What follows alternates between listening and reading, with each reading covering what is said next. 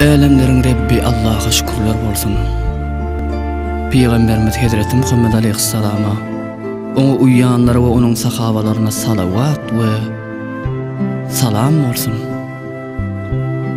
Ey Allah'ım, karşısında durup bilmeyecek kıyınçılıklarımızdan, dünya ve ahiret işlerimize darlıktan, lapımızı keçetecek mağla yağdığımızdan, düşmanlar beğenilecek azaplardan koru.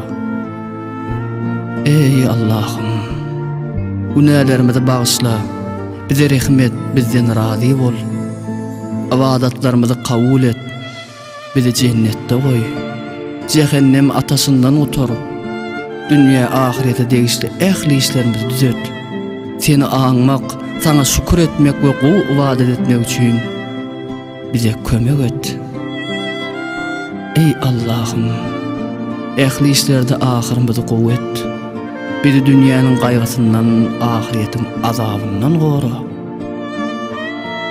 Ey Allah'ım, rahmetine sebep bolacak, bağışlamanı getirecek zatları, ehli günahlardan daşda kalmağı, yaxşılıkların hemmesini eyep olmağı, sonuna olsa cennete girmeyi, doğduktan, cehennemden kurtulmağı senden dileyiz.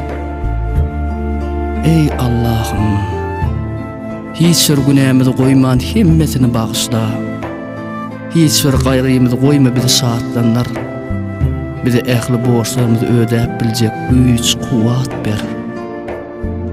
Dünya ve ahirete değişti senin razı bulan her zeruriyetimizi kanıgatlandır.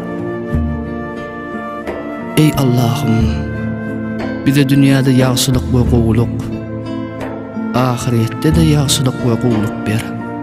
Bizi rahmetin bilen bağışla, cehennemin azabından koru.